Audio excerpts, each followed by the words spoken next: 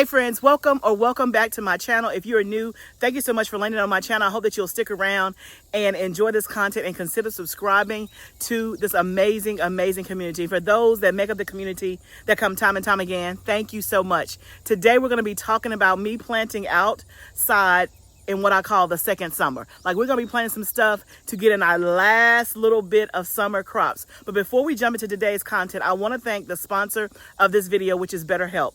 BetterHelp makes getting therapy easier. So if you are in a place in your life where you're needing therapy, maybe you're going through a divorce, maybe you just bought a new home, maybe you just moved to a new state, or maybe your kids just went back to school and you need to talk to somebody because they have made you crazy this summer. Whatever it may be, BetterHelp has a great solution for you if you're looking for a therapist. It is very easy. All you have to do is click the link in the description below and you can get 10% off of your first month of therapy.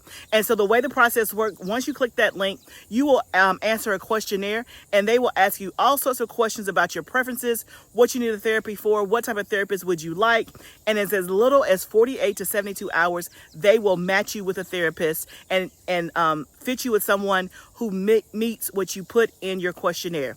It is just that simple. You can talk to your therapist via text, via video, or via phone. So it makes it very easy. You don't even have to get in your car and drive to the therapist. It is just that easy. And BetterHelp is committed to making therapy easy just like that. So click the link in the description below and get 10% off your first month. Let's talk about what we're gonna jump into today. Today we are planting what I call our second summer crops. See, we're in August. Summer is still here. Even though we're looking towards fall, we still have a bit of a summer to go. So I call this like summer 2 or the second summer season. We're trying to get in some last minute crops to complete our summer season. So today I'm going to be planting out our fall potatoes. And a couple of videos ago, I talked about 5 crops that you can grow in the month of August. If you didn't see that video, I will pop it up here. But 5 crops you can still grow in the month of August. And in that video, I talked about how to be sure that you can plant those crops in the month of August. And so definitely take a look at that. But one of the crops that I failed to mention is what we're going to plant today, which are potatoes. Okay, so last year for the first time, I did a fall planting or second summer planting of potatoes for the first time, and it worked. Traditionally, I've always done my potatoes in the spring. But I saw somewhere on another YouTube channel that you can plant potatoes in this time period right before the fall season or right before the first frost. I did it last year and it worked, and so we're going to do it again this year. So I'm in zone 7B for reference. I'm in the state of Tennessee. My estimated first frost date is October the 19th. So at the time of this video, I'm about 75 days away from my estimated first frost. Now, let's talk about the potatoes that we're going to be planting, and then I want you to think about when your first frost date is and see if you can get on the potato bandwagon as well. If you are behind me like zones 8, 9, and all that, you can go ahead and put your potatoes in the ground because you got more time than me. I have 75 days. And so what does that mean? That means I need to get my potatoes out before the first frost. Now, the first frost is an estimate. It may or may not frost on October the 19th. It may be October 15th or it may be October 28th. I'm praying for the latter. I'm praying for a little bit more time.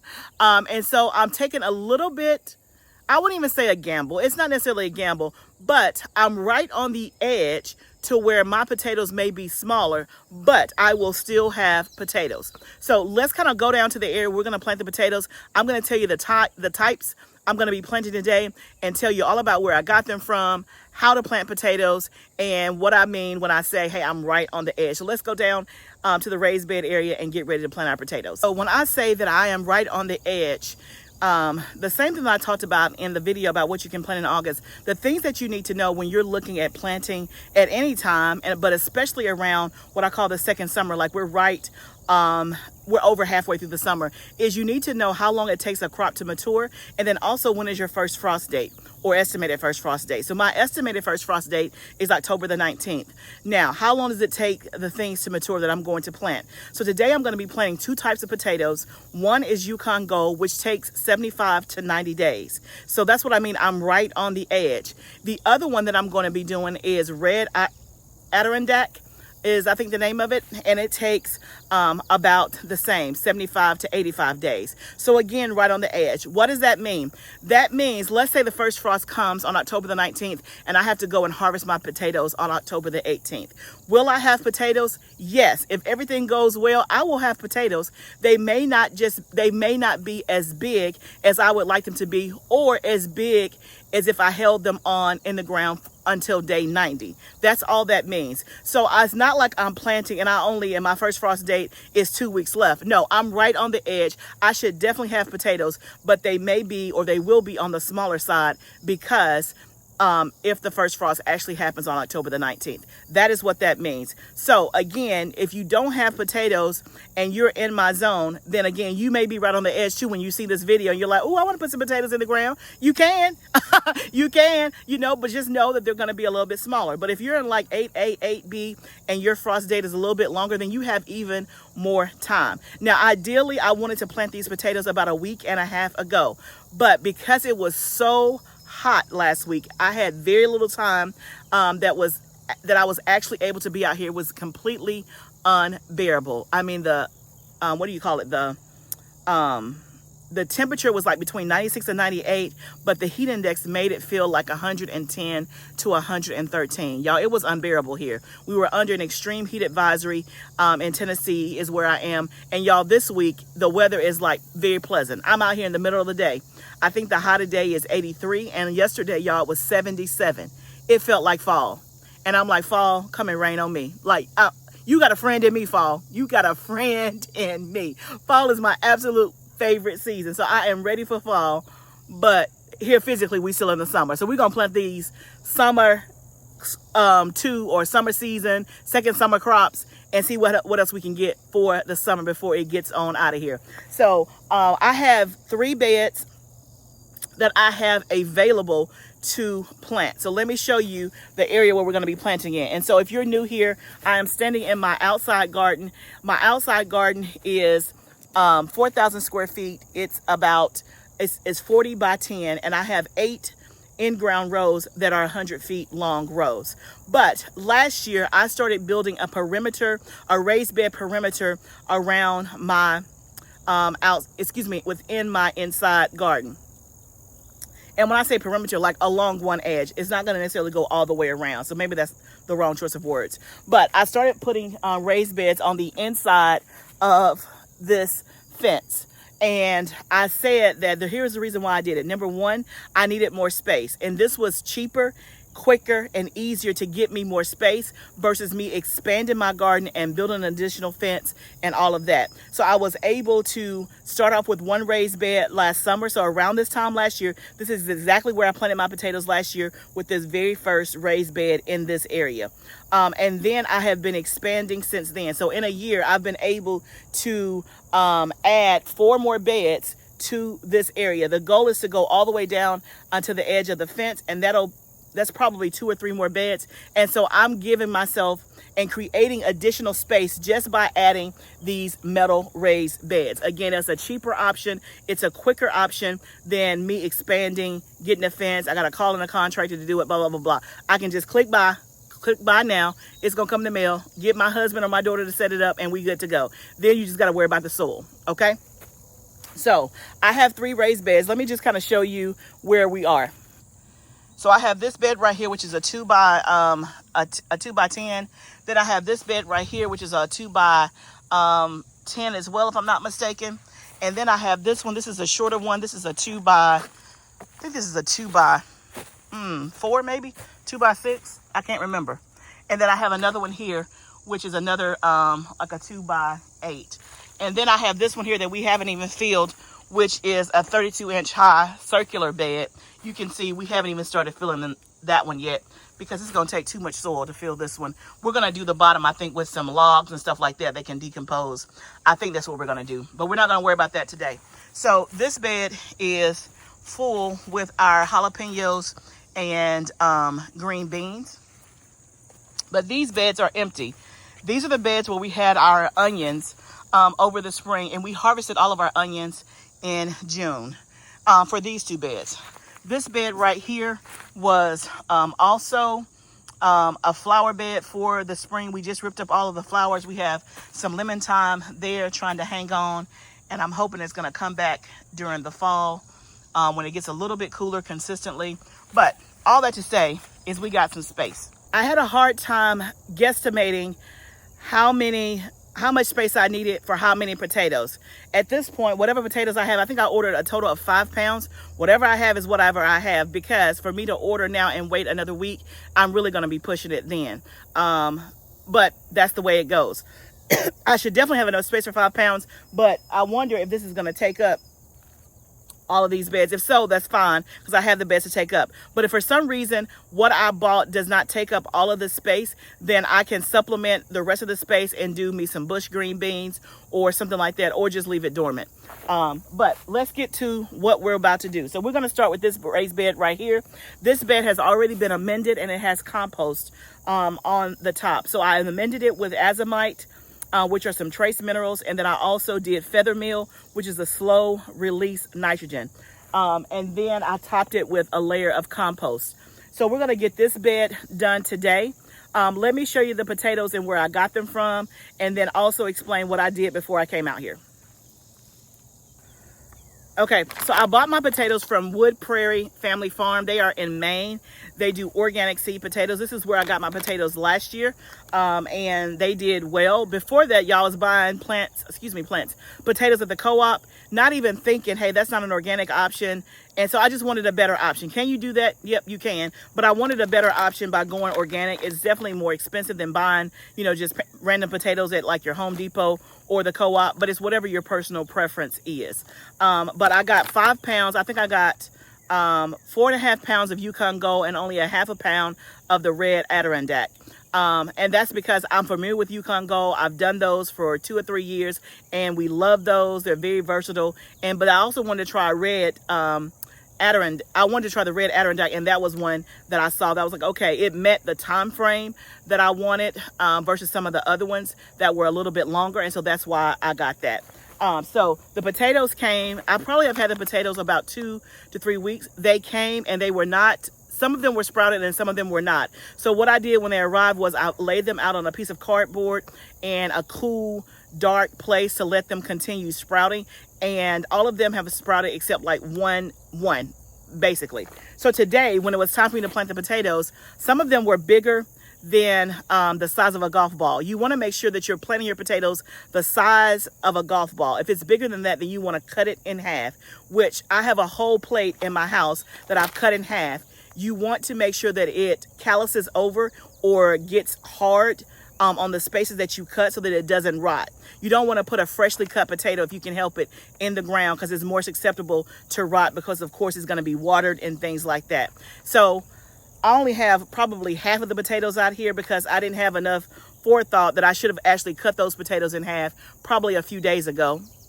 But you live and you learn. I knew better. I just didn't do better. Okay. So I just got the ones that I have and just put them in this bag here. It's a lot of bees out today. I guess because I'm not usually out here in the daytime. This is what the Adirondack red is going to look like right there. And so all the Adirondack reds were small. I didn't have to cut any of those. They were like golf size and below. But the Yukon Gold, there were several big ones in there that I had to cut. But I kept the ones. Oh, that's a piece that should not have been in my bag. I'll take this back in the house. But you can see where I cut it, and you can see where the eyes are. They're sprouted. I'm going to plant these where the eye or the sprouted part is up. It's going to make it easier to germinate. But like this piece, I'll take back in the house. I want this part to callus over and dry out some before I plant it. So that'll go back in the house. But the rest of these are very small size, like a golf ball. And so if I wanted to, could I cut this in half? Because there's more than one I could, but I'm just going to plant these whole because they're very, very tiny. So we have our bed ready. I'm going to plant these about 12 inches apart.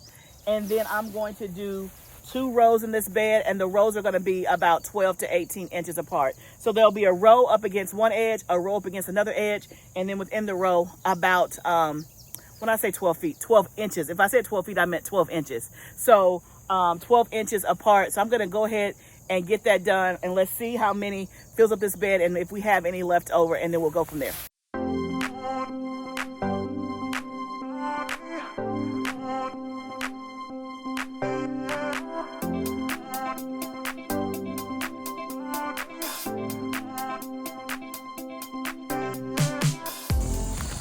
So you can see I have all my potatoes laid out. So I am going to dig them about 4 to 6 inches deep and cover with soil. And then I have them laid out, as you can see, about 12 inches apart. And then in between the rows is about 12 to 18 inches. So I'm going to go ahead and start to put them deeper and cover with soil. You want to make sure that the eye is pointing up. That's going to make it easier to continue sprouting and germinate, so to speak, and grow your potatoes.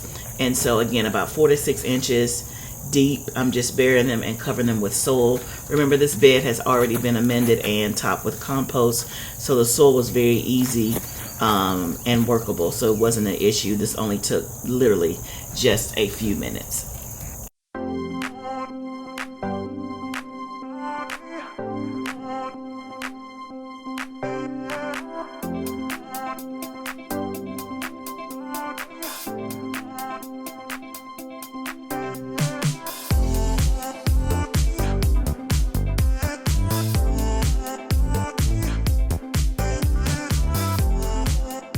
Okay guys, that worked out perfectly because everything that was in my bed got in that one bed except 2.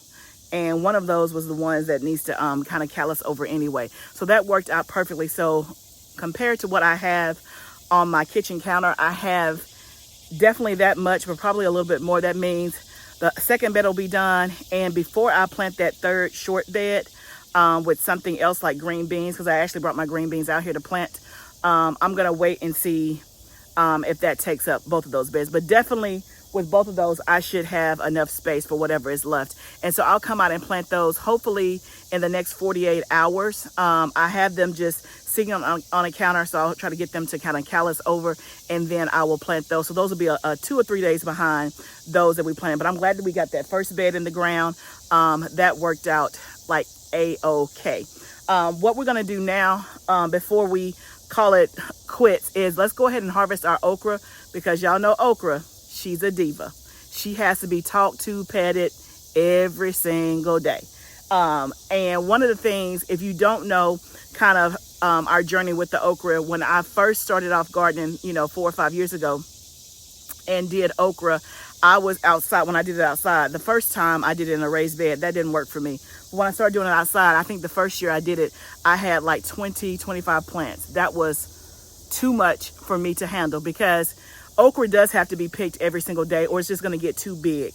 And once it gets too big, it's too woody to eat. Now you can probably freeze dry it and eat it that way. But more than likely trying to fry it and do it like in a soup or a gumbo, it's going to be like too hard and too woody. So you really do have to pick it every day. And so what I've done last year and this year is I have dramatically decreased the amount of okra plants I had. I think last year I had 8 and I think this year I have 10, and that is manageable for me. So we have been getting in the habit for the last few weeks or so since we've been back is to harvest the okra every single day, either me or my husband, and that way we're able to accumulate our okra and it's growing more. I would say I usually get maybe 10 or 15 okra a day, but it's adding up. I'm almost at a gallon size bag, and we don't eat a ton of okra. I love okra. My husband, he likes it. He doesn't love it. He only likes it fried, but I can eat it air fried. I can eat it freeze dried as a snack. It is absolutely wonderful. And so I would love to have more okra, but I want to make sure that we're getting it every single day as much as we can. Of course, the more you pick it, the more it grows. So let's grab our basket and let's go get us some okra and see how many we get. Here are my okra plants. They're looking good. No issues. Again, this is what works for us. Now, let me put my bucket down. Now, I won't get a whole basket full because, again, I only have like 10 plants. But I am harvesting them even if they're that small. Now, there'll be some bigger than that. But if I was to let this wait until tomorrow afternoon, it's going to be too big and bigger than what I would like. I like them when they are tender. That's, to me, the best. And so we're just going to go down each row on both sides and see how many we get. I'm so glad that after years of growing okra, I decided to downsize because I get more this way, oddly enough, because when I had twice this amount of plants, I just was not able to keep up with harvesting them every day. You know, in the summer, it is extremely busy. And of course, when the summer garden is full, I'm prioritizing harvesting tomatoes and peppers over the okra. And so when I had 20 and 25 okra plants, I just could not get out here every day to go through all the plants and harvest them. So when I didn't harvest them every day, they would be too big, too woody, and we would just have to throw them away. And so even though this is a smaller amount, I'm actually getting more production, meaning going actually into my house because I do have a smaller amount. So that's the beauty of having your own garden and growing food. And after years of exploring, you find out what works best for you. So you may look at somebody else that has 20 okra plants and you may say, man, I love okra. It's one of my favorite vegetables.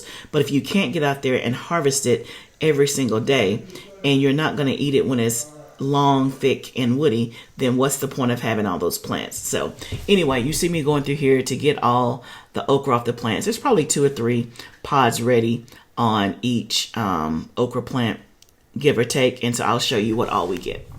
So we got 13. So like I said, we get between 10 and 15 every day. But y'all, they are the perfect size. That's the biggest one. And it is absolutely perfect. So again, if we do this every day, again, it starts to add up. I have twice this stack right now on my counter that I need to cut up and flash freeze. I did a short on how to flash freeze. If you want to know how to do that, you can go to my shorts and you'll be able to see it. But yeah, that's what works. Would I love to have way more okra? Maybe, but it's better for me to have these 10 or 13 a day versus me not having any, because everything I come out here and get is like this big. But you know, that's the way it goes. But while I was doing that, I saw we have some jalapenos ready to pick. So let's just make this a little harvest excursion. Shall we? We shall.